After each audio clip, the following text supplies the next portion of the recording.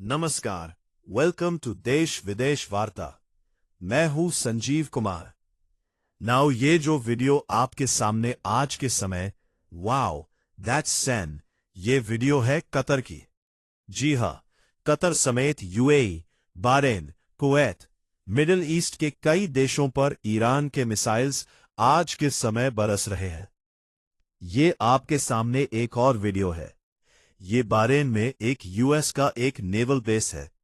वहां पे आप देखोगे ईरान का मिसाइल हिट करेगा और क्या ब्लास्ट होगा। Oh my God, oh my God. ये जो आप एक्सीडेंट सुन रहे हैं, ये अमेरिकन है। कई अमेरिकन लोग जो यहां पर डिप्लॉयड थे, कई फैमिलीज जो यहां पर डिप्लॉयड थी, they are in total shock के यूएस के एयर डिफेंस सिस्टम्स काफी जगह ये मिसाइल्स को नहीं रोक पाए। मिडिल ईस्ट के एयर डिफेंस सिस्टम्स काफी जगह ये मिसाइल्स नहीं रोक पाए। और ईरान इस वक्त प्रॉपर जवाब दे रहा है सुबह की कार्यवाही का। सुबह जिस तरीके से इजराइल और यूएस ने बॉम्बिंग करी है तेहरान की, उसके बाद से ईरान ने यूएस के बहुत सारे मिलिट्री बेसेस को और इवन इजराइल को बॉम्ब करना स्टार्ट कर दिया है अपने मिसाइल से। और यहां पे आप लोग देख पाएंगे आर्टिकल अबू धाबी, रियाद और एक के बाद एक करके बहुत सारी मिडिल ईस्ट के जगमगाते शहर, इन पे आज के समय मिसाइल्स बरस रहे हैं। वो मिसाइल्स है ईरान के। यहां पे आप देख पाओगे ये अभी के लिए नक्शा बन रहा है। ये ऊपर यहां पे ये ईरान है, ठीक है। ये स्ट्रेट ऑफ हरमूज हो गया। और यहां पे कतर की जो राजधानी है दोहा, उधर गिरा है मिसाइल। बहरीन में गिरा है मिसाइल, जो यहां पे यूएसए का एक मिलिट्री बेस है, इसको हिट किया गया है। दुबई में बताया जा रहा है इसके ऊपर काफी सारे मिसाइल्स गुजरे हैं। पास में कुछ मिसाइल्स गिरे भी हैं। रियाद में बताया जा रहा है कि मिसाइल्स लच हुए थे रियाद की तरफ भी, और इवन कुवैत सिटी को भी अटैक किया गया है। Iran is going all out. Iran इस वक्त पूरे मिडिल ईस्ट को बता रहा है कि अगर तेहरान गिरेगा तो तेहरान के साथ साथ पूरा मिडिल ईस्ट भी गिरेगा। एक ईरान के जनरल की वीडियो भी सामने आई है। वो यहां पर कह रहे हैं कि अभी तो हमारे पास जो मिसाइल्स का स्टॉक पाइल है ना, उसमें से सबसे ज्यादा कमजोर मिसाइल्स हमने यूज किए हैं। वैसे टू बी ऑनेस्ट, जिस तरीके से कुछ मिसाइल्स झूमते झूमते गिरे हैं, वो लग भी रहे हैं कि काफी कमजोर टाइप के मिसाइल्स थे। बट ईरान का ये कहना है अभी तो हमारे पास ऐसे ऐसे मिसाइल्स हैं जो तुमने देखे भी नहीं है। 16 आपने सुना यहां पर यूनाइटेड स्टेट्स अमेरिका को ये बोलना कि ऐसे ऐसे मिसाइल्स हम दिखाएंगे जो तुमने अभी तक देखे नहीं होंगे, एक काफी बड़ा फ्लेक्स है। And to be honest, look here is a thing जो मैंने रिपोर्ट्स पढ़ी है पिछले कुछ हफ्तों की। बताया जा रहा है चाइना और प्राइमरली रशिया बहुत ज्यादा एडवांस्ड शिप किलिंग मिसाइल्स ये दे चुके हैं ईरान को। And I completely believe Iran जब ये लोग कहते हैं कि अभी तो इनके जो मोस्ट पावरफुल मिसाइल्स हैं इन लोगों ने यूज नहीं किए हैं। कई चाइना के डिफेंस एनालिस्ट ने यह भी कोट किया है अपने मिलिट्री ब्लॉग्स में कि ईरान पहला देश बन सकता है दुनिया का जो यूएसए का एक मिलिट्री एयरक्राफ्ट डुबा दे।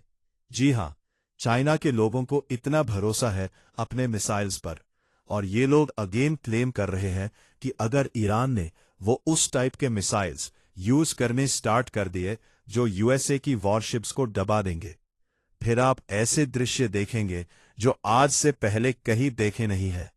नाउ अगेन, ये सब क्लेम है, और कॉन्फ्लिक्ट के दौरान, वॉर के दौरान इस तरीके से खुद को और ज्यादा डेंजरस दिखाना और ज्यादा बढ़ा चढ़ा के खुद को प्रेजेंट करना, ये बहुत से देश करते हैं। प्राइमरली देखा जाता है जो कंट्रीज बैकफुट पे होती है वो फिर बोलती हैं कि तुम्हें अभी पता ही नहीं है कि हमारे पास कौन कौन से मिसाइल पड़े हैं और अभी हम क्या क्या कर सकते हैं। बट एक बात क्लियर है, ईरान इस वक्त अल्ट्रा अग्रेसिव मोड पे आ चुका है। इनके मिसाइल्स के अटैक देखकर सऊदी अरेबिया ने भी एक स्टेटमेंट जारी करी है ईरान के अगेंस्ट कि आप लोग कर क्या रहे हैं, आपका इशू इजराइल और यूएस के साथ है, जो मिडिल ईस्ट के देश हैं इन पर क्यों बंद कर रहे हो? मैंने कमेंट्स पढ़ी रिसेंटली अपनी शेस पे और जगह कई अमीर इंडियन लिख रहे थे कि सर मैं यूएई के गोल्डन वीजा का सोच रहा था। कुछ 4 करोड़ का कुछ गोल्डन वीजा आता है वहां पर। अब ये सब देखकर डर गया हूं। देखिए मैं आज भी बोलता हूं, हिंदुस्तान में माना कीजिए सिविक सेंस ये दुनिया भर की कमियां वगैरह होंगी, बट आज भी ये देश सेफ है। जो ईरान कर रहा है ना आज के समय मिडिल ईस्ट के इन सब कंट्रीज के साथ, भारत के किसी भी शहर पर ऐसा करने का कभी सोच भी नहीं सकता।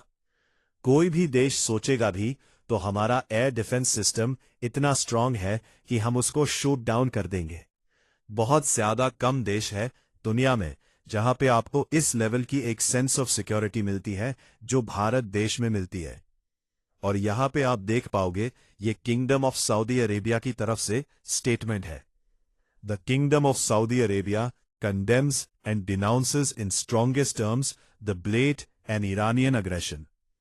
हिंदी में इसका अगर मैं बहुत ज्यादा सरल भाषा में अनुवाद करूं तो ट्रांसलेशन कुछ ये बैठती है, लिटरली सऊदी अरेबिया आज के समय यही कह रहा है कि मैंने क्या किया है, रियाद पे क्यों मिसाइल दाग रहे हो।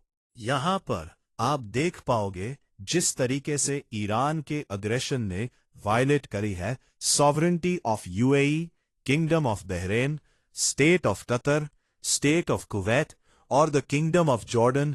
द किंगडम मतलब सऊदी अरेबिया का जो किंगडम है affirms its full sovereignty with an unwavering support for the brotherly countries and its readiness to place all its capabilities at their disposal in support of any measure they may undertake। ये Saudi Arabia ने धमकी भी दी है कि हम अब कूद भी सकते हैं यहां पर इस कॉन्फ्लिक्ट में, क्योंकि जब हमारे जो कैपिटल है वहां पे आप मिसाइल बरसाओगे तो उससे हमारी सिक्योरिटी, हमारी सॉवरेनिटी वायलेट होती है। और सऊदी अरेबिया इंटरनेशनल कम्युनिटी को भी कह रहा है कि आप मिलके निंदा करिए ईरान के इस अटैक की and take all necessary measures to confront Iranian violations that undermine the security and stability of the region. Saudi Arabia इस वक्त बहुत ज्यादा गुस्सा है। मैंने देखा दुबई के एयरपोर्ट में कई इंडियन, कई फॉरेनर्स कोशिश कर रहे हैं वापस अपने देश में जाने की, मगर सिचुएशन इतनी खराब हो चुकी है आज के समय कि यूएई में भी जो आबू धाबी का एयरपोर्ट है एक्चुअली ना सिर्फ एक एयरपोर्ट, बहुत सारे जो यहां पर एयरपोर्ट्स हैं सब हर जगह इनबाउंड और आउटबाउंड फ्लाइट्स ये अभी के लिए कैंसिल कर दी गई है। यहां पे आप देख पाओगे Abu Dhabi airports issues advisory for जायद इंटरनेशनल एयरपोर्ट पैसेंजर्स। और आने वाले 3 से 4 दिन तक जब तक ये ऑपरेशन चलेगा यूएसए का और इजराइल का ये टेंशन्स बनी रहेगी। हमें नहीं पता मिडिल ईस्ट के किस शहर पे कहां पर बम गिरे और ये जो मिसाइल्स हैं ये कितना नुकसान करेंगे। और सिचुएशन बहुत जरा खराब हो सकती है अगर रात को सुबह कभी भी ये न्यूज अगर आ गई कि यूएस के एयरक्राफ्ट कैरियर पे अटैक हुआ है।